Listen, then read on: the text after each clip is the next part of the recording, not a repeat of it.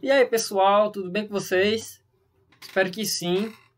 Então, sem mais delongas, continuando nosso conteúdo, né, que na disciplina de História da Educação, nós vamos enveredar agora, né, partindo do que nós já vimos, né, do Manifesto dos Pioneiros da Educação Nova, né, lá de 1932, nós vamos ver agora, né, nós vamos passar a estudar, né, o Manifesto da Educação, né, o Manifesto de 1959, né, mais uma vez convocados, tá certo? É o Manifesto dos educadores, não é o Manifesto dos Pioneiros da Educação e dos educadores, quando nós fazemos a junção desses dois documentos, tá certo? Nós temos esse livro, né, que é a junção dos dois que eu estou falando para vocês, né, 1932 e 1959 em um só. Essa é a capa, tá certo? Coleção dos educadores do MEC. Quem quiser tem na internet disponibilizado. Vou deixar lá no Classroom também para vocês, que é muito interessante, tá certo? Então, com uma breve introdução, tá? Na voz dos pioneiros da educação nova, havia isso, fala de Auguste Cury, tá? Surgido o Manifesto de 1932, gritando pela renovação educacional, né, na verdade. Então, é mais ou menos, só para a gente dar uma recapitulada, tudo aquilo que nós falamos do Manifesto dos Pioneiros da Educação Nova, tá? Lá de 1932, certo? Perdão. O que é que esse manifesto queria? Uma reformulação, né, da educação brasileira, tá? Uma renovação educacional, como está posto aí na apresentação para vocês. Tá certo? Então vamos lá. Muitos daqueles pioneiros continuaram em cena por várias décadas seguintes. E isso a gente vai ver, né, daqui a pouquinho, que esse novo manifesto de 1959 parte lá de 1932, sim, tá? Mas não apenas com as mesmas pessoas de 1932. Novos signatários também estão lá em 1959 e pessoas que vão ter grande renome, que já eram muito importantes, né, para o meio e que vão ter um renome ainda maior, tá? Quando nós chegamos em um período pós-manifesto de 1959, tá certo? Então, como estava lendo essa introdução para vocês, né, muitos daqueles pioneiros continuaram em cena por várias décadas seguintes e perseguidos. Isso, como eu falei, culmina no manifesto de 1959, tá?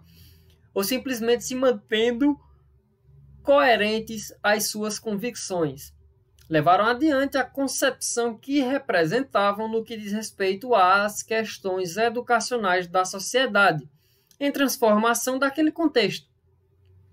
Pode-se afirmar, atingiram o ápice de sua expressão no envolvimento, vejam só, com o processo de elaboração da primeira LDB, na elaboração do Manifesto de 1959 e na campanha em defesa da escola pública, tá certo? Escola estadual, tá? Movimentos que antecedem a aprovação da Lei 4.024/61, que nós daqui a pouquinho, vamos falar mais dessa lei, tá certo?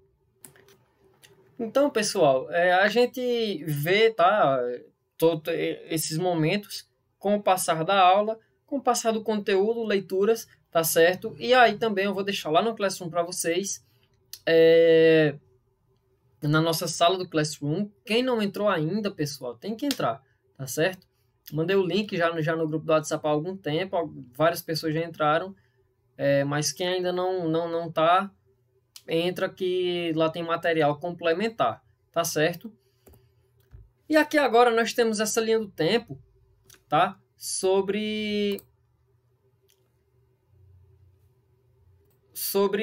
uma linha do tempo da educação brasileira, tá? Partindo lá de 1827, tá? Quando nós temos essa Lei Geral do Ensino do Brasil, né? Vocês lembram que ainda quando nós estávamos lá no início do curso, né? Lá ainda com a faculdade presencial, antes da pandemia, nós vimos, falamos dessa lei que instituía o ensino no Brasil, certo? O ensino público, né? Depois nós temos aqui 1834, tá? Delegando, né, um ato, ainda, vejam bem, período imperial ainda, tá?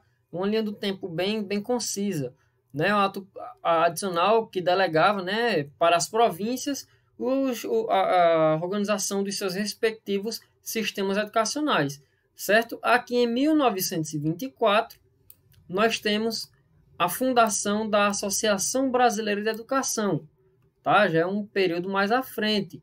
Em 1930, nós temos a Nova República e a criação do MEC, tá, pessoal? Já no governo de Getúlio Vargas, tá certo? Do então presidente Getúlio Vargas. Em 1931, né, nós temos a Quarta Conferência Nacional da Educação, tá certo? Organizada lá pela Associação Brasileira da Educação, tá? Quarta Conferência Nacional de Educação, em 1931. Em abril de 1931, pessoal, no Brasil, se vocês lembram bem, o ensino religioso no Brasil era um dos pilares, né? Desde o tempo do Império, tá certo? Desde o governo imperial brasileiro, né? Desde o Império Brasileiro. 30 de abril de 1931, esse ensino religioso passa a ser facultativo, né, nas escolas públicas do Brasil, tá certo? Em 24 de fevereiro de 1932, tá, as mulheres brasileiras conquistam o voto feminino, tá certo? O voto agora também era direito das mulheres, tá certo? Então nós temos uma evolução aí, não apenas no meio educacional em si realmente, mas no intelecto em si, né, da sociedade brasileira. Ou até mesmo, e talvez mais corretamente, uma pré-evolução, né, que a gente sabe que daí para se chegar ao que nós temos hoje passou-se muito tempo e muito perrengue também, tá? 24 de fevereiro de 1932, tá? Em 19 de março de 1932, tá? A publicação do Manifesto dos Pioneiros da Educação Nova, pessoal. Publicado, né, nos principais jornais do país, veiculado. Toda aquela coisa que nós já falamos, né, os pedidos que foram feitos, as acusações que foram feitas, né, do que era certo, do que era errado, lá no Manifesto dos Pioneiros da Educação Nova, pessoal. Tá certo? 19 de março de 1932. Então, pessoal, aqui ainda em 1932, tá certo, né? Nós temos aqui a Revolução Constitucionalista, né? Entre julho e outubro de 1932, né? Lá em São Paulo, tá certo? Tudo isso aqui são marcos que tem uma certa importância para o nosso contexto, tá certo? São momentos que aconteceram dentro desse período de 32 a 59 e que fizeram a sociedade brasileira ter uma mudança muito grande, certo, pessoal? E aí você pode até perguntar, né, qual uma revolução constitucionalista? Sim, né, ali estados de São Paulo, Mato Grosso, Rio de Janeiro, né, queriam derrubar o governo o governo provisório, né, de Getúlio Vargas. E o governo de Getúlio Vargas tem muita importância para o que aconteceu com a educação brasileira. Então, logicamente, né, a Revolução Constitucionalista não tira Getúlio Vargas de forma alguma do poder. Ele permanece no poder do Brasil, né, liderando o Brasil por aí 15 anos, entre 30 e 45. Depois ainda retorna, né, para mais um mandato, tá? E, enfim, fica na linha do tempo apenas porque nós precisamos citar, tá certo? É importante para o momento, tá? Até que em julho, né, tá aqui 1º de julho de 1959, nós temos o lançamento do novo manifesto, o manifesto, mais uma vez, convocados, certo, pessoal? Vamos lá, então, passando um pouquinho à frente, aqui só para a gente ter uma linha do tempo, manter a linha do tempo que nós criamos ainda em sala de aula, né, lá desde o período, nós falamos, né, desde o momento em que os jesuítas chegam ao Brasil, mas também momento do governo imperial do Brasil. Aí nós temos essa primeira parte, damos um salto, né? Pelo menos aqui nas nossas videoaulas, nós já ainda chegamos a comentar uma grande parte até 1932, né? Até o Manifesto dos Pioneiros da Educação Nova, e agora nós vemos essa linha do tempo para que nós possamos dar o salto até 1959, certo? Então, pessoal, o Manifesto dos Educadores tem participação, como eu falei para vocês, né, de pessoas lá do primeiro manifesto, certo? Como também de novos signatários, né, de novos representantes. Fernando de Azevedo participa dos dois, né? É um dos representantes de ambos os manifestos, tá certo? E aí, trazendo para vocês, né, ó, tá aí, Manifesto dos Educadores, mais uma vez convocados, tá? É o nome fantasia, digamos assim, que recebe esse manifesto de 1959. É uma reafirmação, basicamente, do manifesto dos pioneiros da educação nova, pessoal, certo? De 1932, como eu vou falando a vocês, tá? Então, ele acontece, né, em 1º de julho de 1959, redigido, mais uma vez, por Fernando de Azevedo, pessoal. Conta com 189 assinaturas. Entre elas, nós temos aí a Denis Teixeira, o próprio Fernando Azevedo. Aí nós temos os novos, né, alguns novos signatários. Tá bom, tá, pessoal? Nós temos também, né, Cecília Meirelles, que já estava. Enfim, nós temos, por exemplo, no campo da sociologia, tá, pessoal? No campo da sociologia nós temos Fernando Henrique Cardoso, por exemplo, e Florestan Fernandes, né, sociólogos. Fernando Henrique Cardoso é aquele mesmo Fernando Henrique Cardoso que se torna presidente do Brasil, tá? Algum tempo depois, tá certo? Nós temos, por exemplo, também, eu citei alguns para vocês aqui, ó. Temos o Anísio Teixeira, lógico, né? Anísio Teixeira. Florestan Fernandes, que eu citei para vocês. Temos o Caio Prado Júnior, né? O Sérgio Buarque de Holanda, pessoal. O Sérgio Buarque de Holanda, no campo da história, né? Historiador. Como eu citei para vocês também, Fernando Henrique Cardoso, né? No campo da sociologia. Nós temos também Darcy Ribeiro, né? No campo da antropologia. Nós temos Álvaro Vieira Pinto, tá, pessoal? E aí nós temos também como historiador, por exemplo, nós temos Nelson Werneck Sodré, tá? Temos os jornalistas, né? O César Lattes, o Perseu Abramo, tá? Na antropologia, juntamente com Darcy Ribeiro, nós vamos ter o Rodrigo Cardoso, enfim, tá, pessoal? São vários nomes importantes, tá? Para que esse manifesto tenha ganhado vida, tá? Tenha existido. E aí, quando eu falo isso, você já deve começar a se perguntar, pô, mas por que tem esse manifesto? Quer dizer que o manifesto de 1932, lá o Manifesto dos Pioneiros da Educação Nova, não aconteceu, não deu em nada. Enfim, não é isso, pessoal. Acontece que nesse período,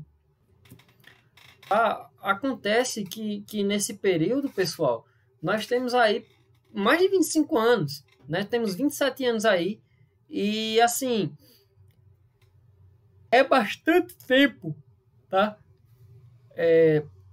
Para um único documento que foi feito apenas uma vez só solucionar tudo. Surgem novas empreitadas, tá? Que o manifesto de 32 não respondia a elas, tá? E nesse sentido, todos esses signatários são muito importantes. Trago aqui para vocês, né, a figura do Fernando de Azevedo, mas também de todos os outros. Não é Fernando de Azevedo por ter redigido, né, ambos. Mas vamos lá, ó.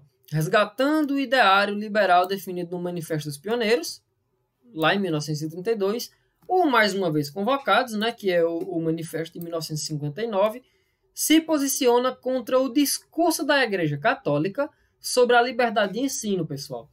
E aí vocês vão entender, eu vou deixar lá no Classroom um vídeo à parte, tá? Que explica bem direitinho essa questão mais da política, tá? E aí, pô, a aula é sobre o manifesto ou é sobre política, o conteúdo? É sobre educação, só que se engana você caso pense que educação e política são embates atuais. Sim, são embates atuais, mas ó, tem bastante tempo, pessoal. Não é uma coisa que surgiu agora não, tá? Principalmente a história do Brasil. A história do Brasil é política, tá certo? Então, história do Brasil, história da educação do Brasil, enfim, tá tudo ligado, tá? Sobre a liberdade de ensino. A partir do momento, pessoal, isso aí vai ser com uma crescente, né,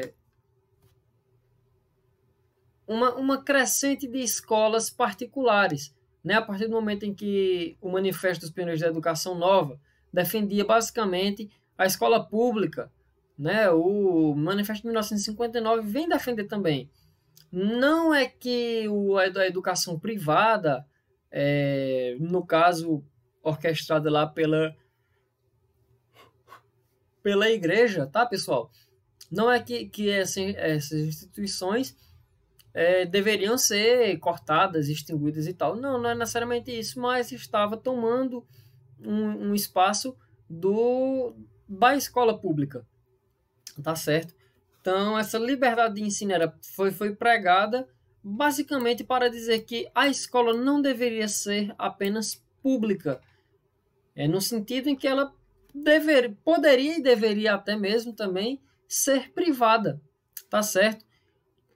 Aí é onde entra o lado político, tá? O Carlos Lacerda, tá? Esse discurso, pessoal, transformou em plataforma política do deputado Carlos Lacerda, né? Lá do Sudeste brasileiro, tá? Para defender a atuação da rede privada e de ensino, né, da rede privada de ensino na oferta da educação básica. Tá vendo aí? O manifesto prossegue reafirmando a educação como bem público e dever do Estado. E aí, o discurso do Carlos Lacerda ia no mesmo sentido, tudo bem. Dever do Estado, bem público, mas o privado, né, na fala dele, poderia sim também oferecer a educação. Talvez até oferecer melhor, né? Mas os manifestantes, eles diziam que não era necessário. O investimento tinha que ser na escola pública, tá certo? Mas vamos para frente. Essa duvidazinha que talvez vá surgir, eu vou deixar respondida no vídeo que vai estar publicado lá no Classroom também, tá? É mais resumido, coisinha de 8 minutos, 8, 10 minutos, e aí dá uma resposta bem bacana sobre essa questão do Carlos Lacerda, tá? Nele reaparece a proposta dos pioneiros da educação nova, de uma escola pública laica, obrigatória e gratuita, tá? E aí que o Carlos Lacerda falava, tudo bem, laica, obrigatória, pública, vamos lá, a gente pode igualar com o livre, tá certo? Isso da escola proporcionar uma educação livre.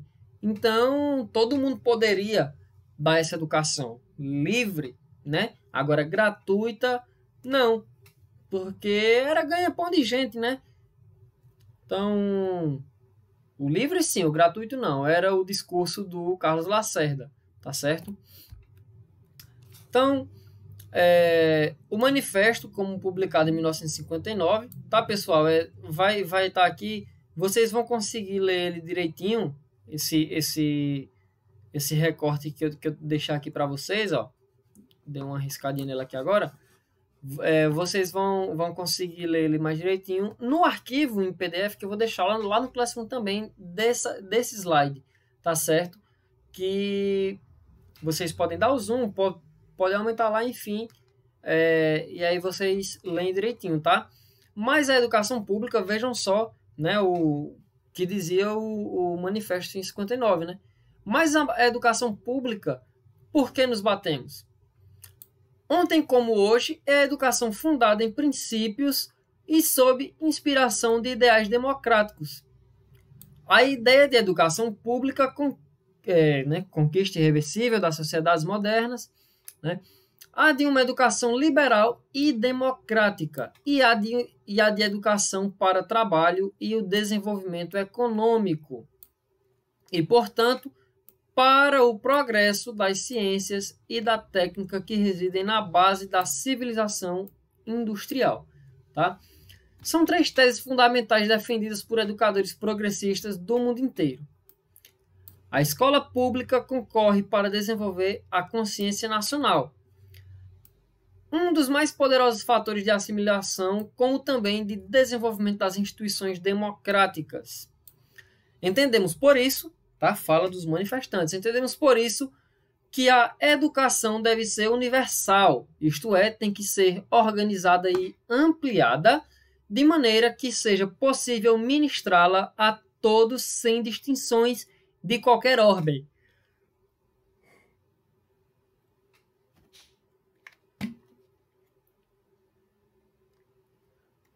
Aguinha, né?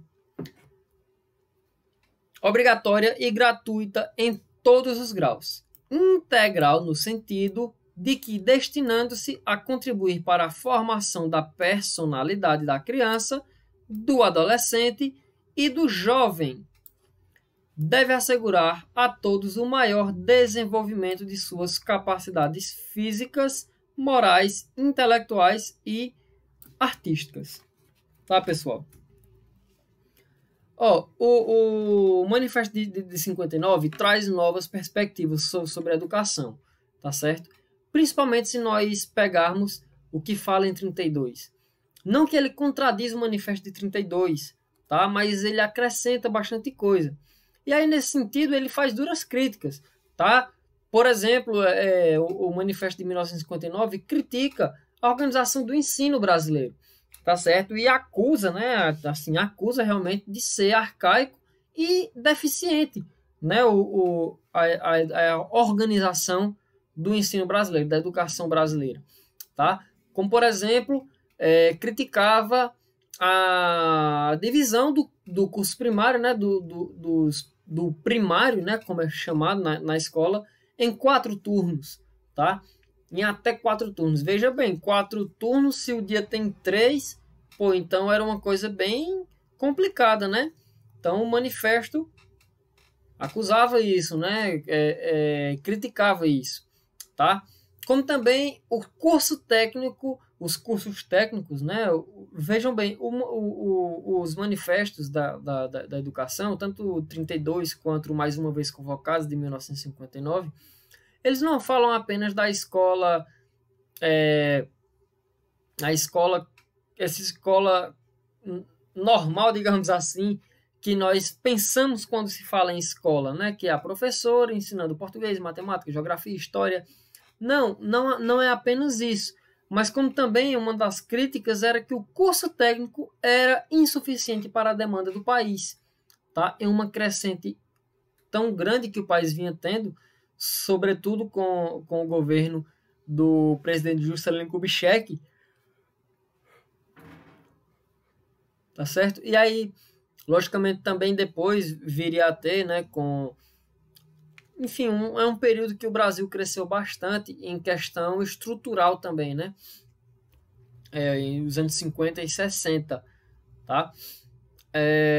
Como também, pessoal, criticava e acusava do secundário ter um baixo nível, né? Nós temos o curso primário da escola e temos o secundário. Foi acusado de ter um baixíssimo nível, sim, de ser ruim, tá certo? De ser precário mesmo. Como também acusava os professores do secundário de serem leigos, né? E mal remunerados, enfim. Não terem disposição, não serem bem treinados, digamos assim, né? Não terem informações suficientes para serem o que eram, né? Professores. E até mesmo também a remuneração, vejam bem, não é de hoje. A remuneração já era batida ali nessa época, tá certo? A remuneração do professor. Pessoal, desculpa, tá? Como também, pessoal, as instalações, né, ou a questão predial mesmo, estruturalmente falando, dizia-se ser precária, né? Era uma das críticas também dos manifestantes, certo? E aí, uma dura crítica também foi a proliferação, tá, de faculdades ao redor do Brasil, Brasil afora, né? Sobretudo na zona do centro-oeste e sudeste, né? E assim, sobretudo faculdades de filosofia. Pô, foi um boom assim de faculdades de filosofia e era como a crítica nesse sentido era mais ao Ministério da Educação, que era como se liberasse isso como se fosse feira, tá? Quero fazer faculdade, quero pôr uma faculdade aqui, aí então vai lá, pô, faculdade feita, tá? Pode abrir a faculdade. Filosofia, perfeito, abriu. Então, a crítica era assim a essas faculdades, mas necessariamente ao Ministério da Educação, que dava o aval, tá certo? E também, pessoal, por último, digamos assim, mas não menos importante, um dado, né, que o manifesto, mais uma vez convocados, traz, é que o Brasil tinha em torno de 12 milhões de crianças com idade escolar, tá em idade ali que deveria estar na escola, ou seja, do início da infância até a adolescência, tá? E desses 12 milhões, apenas metade, né, um dado que está lá no manifesto, estava na escola. Então, foram duras críticas feitas, tá certo? Porque não dava para criticar, por exemplo, apenas o Carlos Lacerda, que defendia uma coisa, não tinha que aproveitar o momento para criticar e tentar consertar, né? Bom, deixamos entre aspas aí, o máximo que se pudesse fazer pela educação, tá certo? Como eu vinha falando, né, tá aqui para vocês, ó, isso aqui são manifestantes defendendo a escola pública em 1959, e aí vocês entendem o porquê de defender a escola pública, né, justamente no sentido da crescente da escola privada, né, escola particular, né, sobretudo com a defesa do Carlos Lacerda, certo? E aí tá aqui, ó, o Manifesto 59, de certa maneira, dá sequência ao Manifesto de 32, certo, pessoal? Complementa e atualiza, tá? Como eu falei para vocês no início da apresentação aqui, das rupturas que se fariam com o movimento civil-militar de 1954, tá?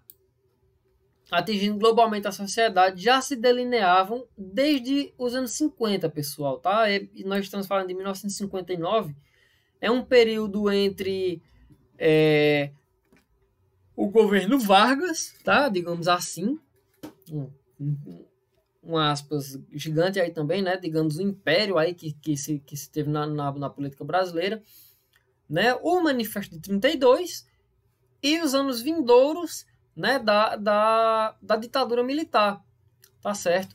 Estes anos tinham, então, contraditoriamente, a presença ainda do passado pré-1930, que seria o quê? Aquela primeira república brasileira, tá certo? A sua temporalidade própria e o futuro pós-64, tá certo? Então, o Manifesto de 1959 tem essa função, tá?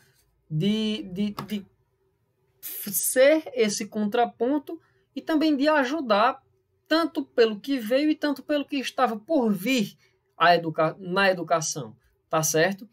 Tá aqui o Manifesto de 59 é também uma versão da história, tá certo?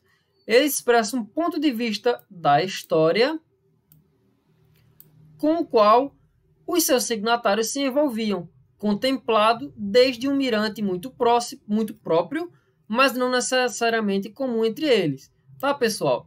E aí, apesar de o Manifesto de 59 fazer aquelas duras críticas que eu falei, né, principalmente ali, logicamente, se tratando de educação, vai ser voltado ao MEC, tá? Mas também ele não apenas criticava sem mais nem menos, né? Ele basicamente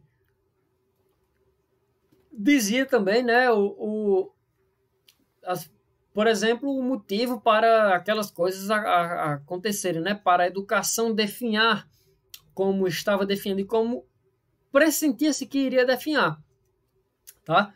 E aí ele reconhecia as causas, tá certo? Como, por exemplo, é citado o rápido crescimento demográfico do Brasil, né? Sobretudo nesse momento, né? Entre os anos 30 e 60, 30 e 50, tá? Acusava também a industrialização de atrapalhar a educação brasileira. Pô, mas aí você pensa, se tinha um ensino tecnicista, industrialização, o ensino tecnicista seria impulsionado. Sim, seria impulsionado. Mas a visão é que tanto o ensino técnico quanto o ensino comum tem que ser assim, ó, numa mesma crescente. Tá certo, pessoal?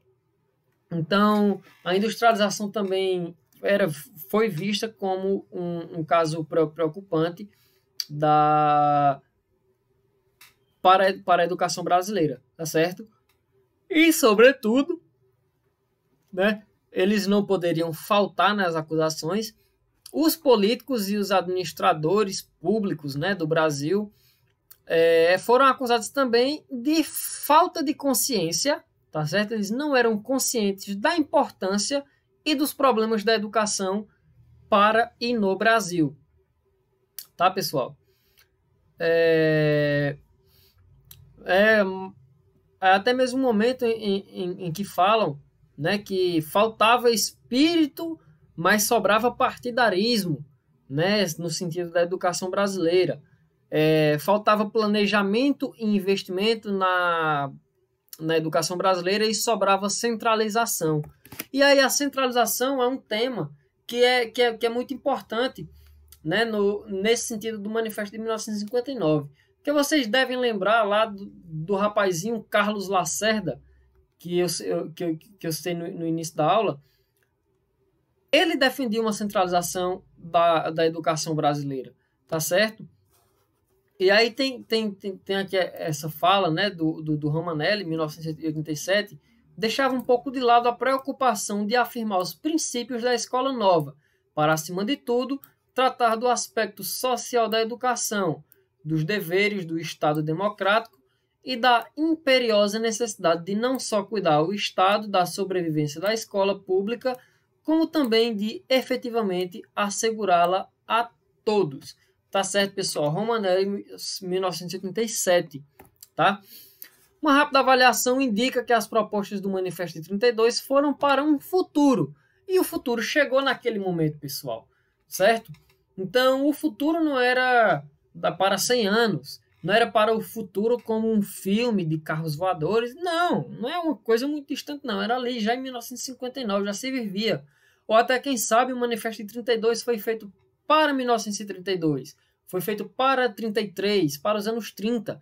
Nós já temos aí quase 30 anos depois. Tá certo? E aí, como eu falei para vocês, está aqui, ó, mais de 50% da população geral analfabeta e menos da metade da população escolar entre 7 e 14 anos matriculada. Tá? 5 milhões e 700 mil, né, para um total de 12 milhões. É inaceitável era inaceitável, né, para a visão dos manifestantes, né, dos signatários, e também para a visão de todos nós. Tenho certeza que para vocês é da mesma forma, tá? O nacional-desenvolvimentismo, tá? Tornado emblemático pelo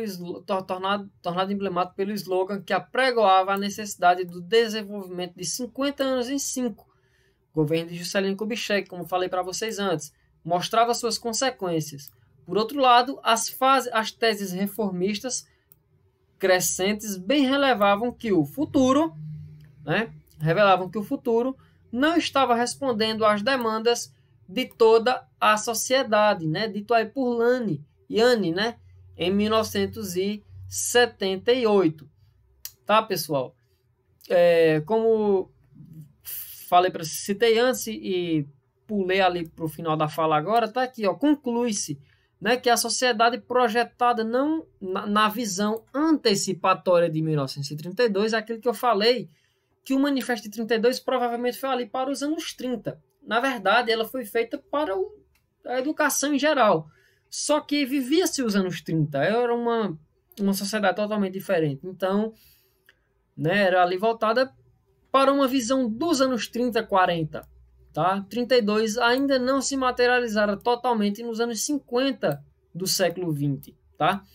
Mas os anos JK, como se diz hoje, numa referência ao governo, né, de Juscelino Kubitschek, faziam alguma diferença. Tá, pessoal? Essa questão do ensino tecnicista que eu falei que subia. Tá bom?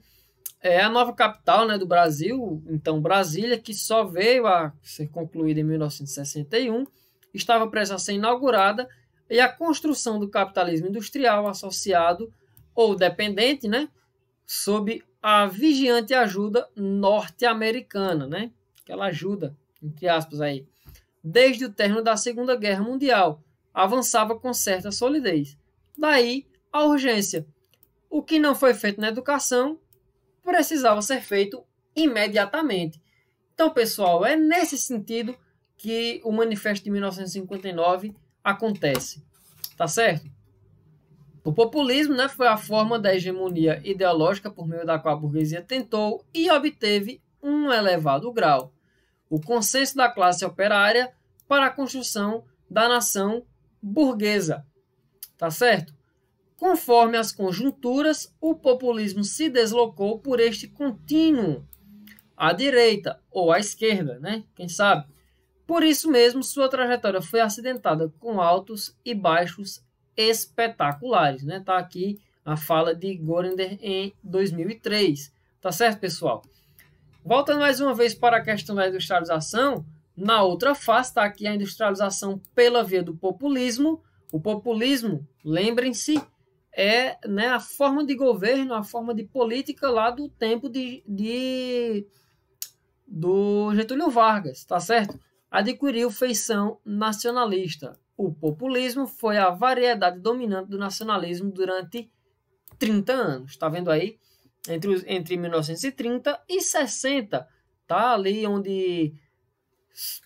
Ou seja, nós percebemos aí que está dentro o nosso manifesto de 59, tá certo?